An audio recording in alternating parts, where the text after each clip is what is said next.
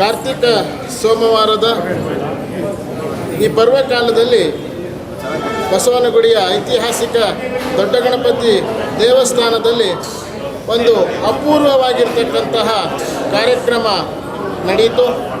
ಅದರಲ್ಲಿ ಭೂವೈಕುಂಠ ಅಂಥೇಳಿ ಪ್ರಸಿದ್ಧವಾಗಿರುವಂತಹ ತಿರುಪತಿಯ ವೆಂಕಟರಮಣನ ಸೇವೆಗೋಸ್ಕರವಾಗಿ ಕರ್ನಾಟಕದಿಂದ TTDಗೆ ಆಯ್ಕೆಯಾಗಿ ಹೋಗಿರುವಂತಹ ನರೇಶ್ ಕುಮಾರ್ ಅವರಿಗೆ ಮಹಾಗಣಪತಿ ದೇವಸ್ಥಾನದಲ್ಲಿ ಶ್ರೀ ವಿದ್ಯಾಗಣಪತಿ ಸೇವಾ ಸಮಿತಿ ಮತ್ತು ಪಬ್ಲಿಕ್ ಪವರ್ನ ಆಶ್ರಯದಲ್ಲಿ ಅವರಿಗೆ ಒಂದು ಗಣೇಶ ಗೌರವ ಅಂಥೇಳಿ ದೊಡ್ಡ ಗಣಪತಿ ದೇವಸ್ಥಾನದಲ್ಲಿ ಇವತ್ತು ಅರ್ಪಣೆ ಮಾಡಲಾಯಿತು. ಈ ಸಂದರ್ಭದಲ್ಲಿ ನರೇಶ್ ಕುಮಾರ್ ಅವರು ನಮ್ಮ ಜೊತೆ ಇದ್ದಾರೆ. ಅವರು ಏನು ಹೇಳ್ತಾರೆ ಅಂತ ಕೇಳೋಣ. ನಮಸ್ಕಾರ ನರೇಶ್ ಕುಮಾರ್, ಮೊದಲದಾಗಿ ತಮಗೆ ಅಭಿನಂದನೆಗಳು. ಕರ್ನಾಟಕದ ಭಕ್ತರಿಗೋಸ್ಕರವಾಗಿ ತಾವು ಯಾವ ರೀತಿಯ ಒಂದಿಷ್ಟು ಕಾರ್ಯಕ್ರಮಗಳನ್ನು ಹಾಕ್ಕೊಂಡಿದ್ದೀರಿ? ಮೊದಲಿಗೆ ತಿರುಪತಿ ತಿಮ್ಮಪ್ಪನ ನೋಡೋದು ದುಷ್ಕರವಾಗಿರುವಂಥದ್ದಲ್ಲ. ತುಂಬ ಜನ ಭಕ್ತಿಯಿಂದ ಬರ್ತಾರೆ, ಓವರ್ಗಟ್ಟಲೆ ನಿಂತ್ಕೊಂಡು ಕ್ಯೂ ಅಲ್ಲಿ. ಅದ್ರಲ್ಲಿ ನಾನು ಸಹ ಕೆಲವರು ಮೆಟ್ಲು ಎತ್ಕೊಂಡು ಬರ್ತಾರೆ, ಕೆಲವರು ಆ ಭಕ್ತಿಗೆ ನಾವು ಸಾಟಿ ಇಲ್ಲ. ಈ ಜನರನ್ನ ಒಟ್ಟಿಗೆ ದಿವಸಕ್ಕೆ 70ರಿಂದ 85,000 ಜನ ಬಂದು ದರ್ಶನ ಮಾಡ್ತಾರೆ. ಅದರಲ್ಲಿ ಒಂದು 35,000 ಜನ ಮುಡಿ ಕೊಡ್ತಾರೆ. ಇದಕ್ಕೆ ಮುಂಚೆ ಸಿಕ್ಕಾಪಟ್ಟೆ ತೊಂದರೆ ಆಗ್ತಾಯಿತ್ತು. ವ್ಯವಸ್ಥೆ ಮಾಡಿದ್ದಾರೆ, ಎಲ್ಲ ಆನ್ಲೈನಲ್ಲೇ ಟಿಕೆಟ್ ತೊಗೊಬೋದು, ಆಮೇಲೆ ಆನ್ಲೈನಲ್ಲೇ ನೀವೆಲ್ಲ ಮಾಡ್ಬೋದು. ನಮ್ಮಂಥ TTD ಮೆಂಬರ್ಸ್ಗೂ ಕೂಡ ಒಂದಷ್ಟು ಆನ್ಲೈನ್ ಅಲ್ಲದೆ ಒಂದಷ್ಟು ಜನಕ್ಕೆ ಕಳಿಸೋವಂಥ ಒಂದು ವ್ಯವಸ್ಥೆ ನಮಗೂ ಕೊಟ್ಟಿರ್ತಾರೆ. ಅದರಲ್ಲಿ ನನ್ನ ಅನಿಸಿಕೆ ಮತ್ತು ನನ್ನ ಒಂದು ಇಚ್ಛೆ ಏನು ಅಂದರೆ, ಯಾರು ದೇವರನ್ನ ನೋಡೋದಕ್ಕೆ ಹೋಗೋದಕ್ಕಾಗಲ್ಲ, ಅದನ್ನು ಎಕನಾಮಿಕಲಿ ವೀಕ್ ಇರ್ತಾರೆ, ಅಥವಾ ಅವ್ರಿಗೆ ಹೋಗಬೇಕು ಅಂತಂದರೆ ಅವ್ರಿಗೇನು ದಾರಿ ಇರಲ್ಲ, ಅಂಥವ್ರನ್ನ ಜಾಸ್ತಿ ಕಳಿಸ್ಬೇಕು ಅಂತ ನನ್ನ. ಬಿಕಾಸ್ ಕರ್ನಾಟಕದಲ್ಲಿ 7 ಕೋಟಿ ಜನರಲ್ಲಿ ಪ್ರಾಬಬ್ಲಿ ಅಂದರೆ ಒಂದು ಅರ್ಧ ಜನ ಅಷ್ಟೊಂದು ತಿರುಪತಿ ತಿಮ್ಮಪ್ಪನ ಹೋಗಿ ದರ್ಶನ ಪಡ್ಕೊಂಡು ಬಂದಿದ್ದಾರೆ. ಇನ್ನು ಮುಂದಕ್ಕೆ ಇನ್ನು ಹೆಚ್ಚಿನ ಸಂಖ್ಯೆಯಲ್ಲಿ ತಿರುಪತಿ ತಿಮ್ಮಪ್ಪನದು ಮತ್ತು ತಿರುಪತಿ ತಿರುಮಲ ದೇವಸ್ಥಾನದ್ದು ಪ್ರಚಾರದ ದೃಷ್ಟಿಯಿಂದ ಇಲ್ಲಿ ಕರ್ನಾಟಕದಲ್ಲಿ ಏನು ಮಾಡಬೇಕು, ಮತ್ತು ಅಲ್ಲಿನ ವ್ಯವಸ್ಥೆ ಕರ್ನಾಟಕ ಸರ್ಕಾರ ನಮ್ಮದೇ ಒಂದು ಅಲ್ಲಿ ಕರ್ನಾಟಕ ಭವನ ಇದೆ, ಆ ಭವನನ ಹೆಂಗೆ ಯೂಸ್ ಮಾಡ್ಕೊಬೇಕು. ನಮಗೆಲ್ಲ ಇನ್ನೊಂದು ವಿಷಯ ಗೊತ್ತಿರಬೇಕು, ಮೊದಲನೇ ಆರತಿ ತಿರುಪತಿ ತಿಮ್ಮಪ್ಪನಿಗೆ ಮತ್ತು ನೈವೇದ್ಯ ಮಾಡೋದು ಕರ್ನಾಟಕದಿಂದ. ಅದು ಇಡೀ ಸುಮಾರು ಜನಕ್ಕೆ ಗೊತ್ತಿಲ್ಲ.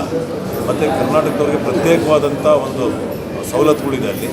ಅದನ್ನೆಲ್ಲ ಪೂರ್ತಿ ಪ್ರಮಾಣದಲ್ಲಿ ಉಪಯೋಗಿಸ್ಕೊಳ್ಳೋದು. ನಾನು TTD ಮೆಂಬರ್ ಆಗಿ ಅಲ್ಲಿ ಇರೋದಕ್ಕಿಂತ ಮತ್ತು ನಮ್ಮ ಕರ್ನಾಟಕದ ವ್ಯವಸ್ಥೆ ಕೂಡ ಸ್ವಲ್ಪ ಚೆನ್ನಾಗಿ ಮಾಡಿಕೊಂಡು ಅಲ್ಲಿ ನಮ್ಮ ಜನರಿಗೆ ಹೆಂಗೆ ಬರಬೇಕು, ಹೆಂಗೆ ಹೋಗಬೇಕು ಅನ್ನೋ ಮಾಹಿತಿ ಬೇಕು. ಫಸ್ಟು ಮಾಹಿತಿ ಕೊರತೆಯಿಂದಲೇ ನಾವು ಎಷ್ಟೊಂದು ಜನ ಹೋಗೋದೇ ಇಲ್ಲ ದೇವಸ್ಥಾನಕ್ಕೆ. ಆ ಮಾಹಿತಿ ಕೇಂದ್ರಗಳನ್ನ ಒಂದಷ್ಟು ಇಲ್ಲಿ ಕರ್ನಾಟಕದಲ್ಲಿ ಅಥವಾ ಬೆಂಗಳೂರಲ್ಲಿ ಅಥವಾ 30 ಜಿಲ್ಲೆಯಲ್ಲೂ ಒಂದೊಂದು ಕಡೆ ಮಾಹಿತಿ ಕೇಂದ್ರ ಮಾಡಬೇಕು. ಇವತ್ತು ಏನೇನು ಸೇವೆಗಳಿದೆ, ಈಗ ಎಷ್ಟೊಂದು ಜನ ಡೊನೇಷನ್ ಮಾಡಬೇಕು ಅಂತಿದ್ದಾರೆ. ಆ ಡೊನೇಷನ್ ನಮಗೆ ದರ್ಶನ ಸಿಗುತ್ತೆ. ಡೊನೇಷನ್ ಎಲ್ಲಿ ಮಾಡಬೇಕು, ಎಷ್ಟು ಮಾಡಿದ್ರೆ ಯಾವ ದರ್ಶನ ಸಿಗುತ್ತೆ, ಯಾವ್ಯಾವ್ದು ಮಾಡಬೇಕು ಕಾರ್ಯಕ್ರಮ, ಅಥವಾ ನಮ್ಗೆ ಎಷ್ಟು ವರ್ಷ ಬುಕ್ ಆಗಿದೆ ಅದೆಲ್ಲ ಗೊತ್ತೇ ಇಲ್ಲ ಜನಕ್ಕೆ. ಸುಮ್ಮನೆ ಮಾತಾಡ್ತೀವಿ 20 ವರ್ಷ ಬುಕ್ ಆಗ್ಬಿಟ್ಟಿದೆ ಅಂತೆ, ಈ ತಿಂಗಳು ಓಪನ್ ಆಗ್ತದೆ, ಯಾರೋ ಕೆಲವ್ರಿಗೆ ಮಾತ್ರ ಗೊತ್ತು, ತುಂಬ ಜನಕ್ಕೆ ಗೊತ್ತಿಲ್ಲ. ಈ ಥರದ್ದು ಮಾಹಿತಿ ಕೇಂದ್ರನ ಎಲ್ಲ ದೇವಸ್ಥಾನಗಳಲ್ಲೋ ಅಥವಾ ಯಾವುದೋ ಒಂದು ಇದರಲ್ಲಿ ಒಂದು ಓಪನ್ ಮಾಡಿದ್ರೆ ಸೊ ಇಲ್ಲಿ ಬರೋವಂಥ ಭಕ್ತಾದಿಗಳಿಗೆ ಗೊತ್ತಾಗುತ್ತೆ. ಸೊ ಅಲ್ಲಿಂದ ನಾವು ಹೆಂಗೆ ನಡ್ಕೊಬೇಕು ಮತ್ತು ನಾನು ಯಾವ ರೀತಿ ಕೆಲಸ ಮಾಡಬೇಕು ಅಂತ ನನ್ನ ಅದೇ ಬೋರ್ಡಲ್ಲಿ ಮೆಂಬರ್ಸ್ನು ಮತ್ತು ಅನಂತು ಅವರಿದ್ದಾರೆ, ಅವ್ರದ್ದು ಒಂದು ಸಲಹೆ ತೊಗೊಂಡು ನಮ್ಮ ರಾಜ್ಯದ ಎಲ್ಲ ನಾಯಕರನ್ನ ಅಥವಾ ಧಾರ್ಮಿಕ ಜನರಲ್ಲಿ ಯಾರಿದ್ದಾರೆ ಅವ್ರನ್ನ ಕೇಳಿಕೊಂಡು ಮುಂದಿನ ದಿನಗಳಲ್ಲಿ ನಡೆಸ್ತೀವಿ.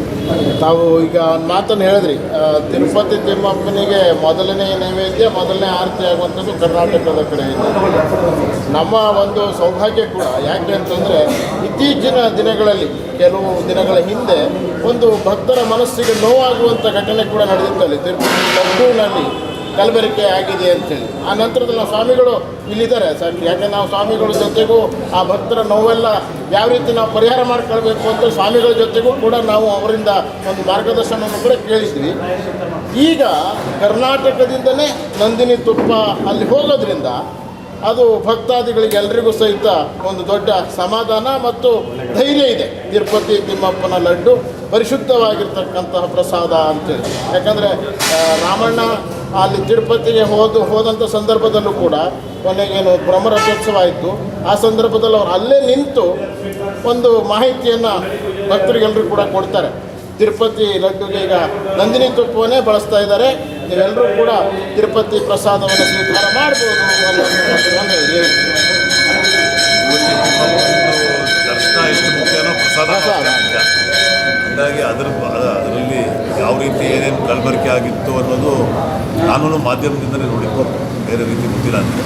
ಆದರೆ ಒಂದು ನಿಜ, ನಂದಿನಿ ತುಪ್ಪ ಇದ್ದರೆ ಅದು ಶುದ್ಧವಾಗೇ ಇರುತ್ತೆ ಅಂತ, ಅದು ಹೆಸರು ತಕ್ಕಂಗೆ ಕರ್ನಾಟಕಕ್ಕೆ ತಕ್ಕಂಗೆ ಶುದ್ಧವಾಗೇ ಇರುತ್ತೆ. ಮುಂದಿನ ದಿನಗಳಲ್ಲಿ ಯಾವುದೇ ರೀತಿ ಕಲಬೆರಕೆ ಆಗದೇ ಇರೋ ರೀತಿ ಪ್ರಾಬಬ್ಲಿ ಬೋರ್ಡು ಮತ್ತು ತಿರುಪತಿ ದೇವಸ್ಥಾನದವ್ರು ನೋಡ್ಕೊತಾರೆ. ನಾವು ಸಹ ಇರ್ತೀವಿ.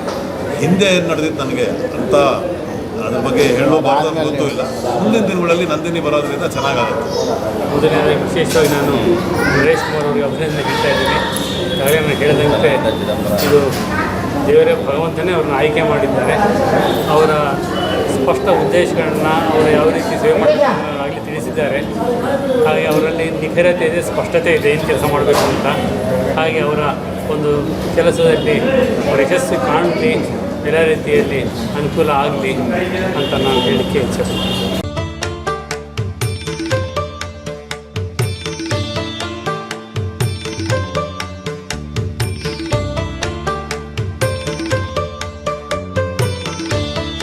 ಗ್ರೌಂಡ್ ಇಂದ ಮೇಲ್ಗಡೆಗೆ ನಾವು ಯಾವಾಗ ರೊಟೇಟ್ ಮಾಡ್ತೀವಿ ಅದು ಸೊ ಇವಾಗ ಪ್ಯಾನಲ್ ಪರ್ಲೈನ್ಸ್ ಏನಿದೆ ಪಾಸಿಟಿವ್ ಟರ್ಮಿನಲ್ ಸಿಕ್ಬಿಡುತ್ತೆ. ಸೊ 330 ಅಥವಾ 330 ಈ ಪಾಸಿಟಿವ್ ಅವೆರಡು ವೈರ್ ತಗೊಂಡು ಕಂಟ್ರೋಲರ್ ಕೊಡ್ಬೇಕು. RYB ಅಂತ 3 ಟರ್ಮಿನಲ್ 1000 ಅಡಿವರೆಗೂ ಮೇಲಕ್ಕೆ ನಾವು ನೀರು ತಳ್ಳೋ ತರ ಡಿಸೈನ್ ಮಾಡ್ಕೊಡ್ತೀವಿ.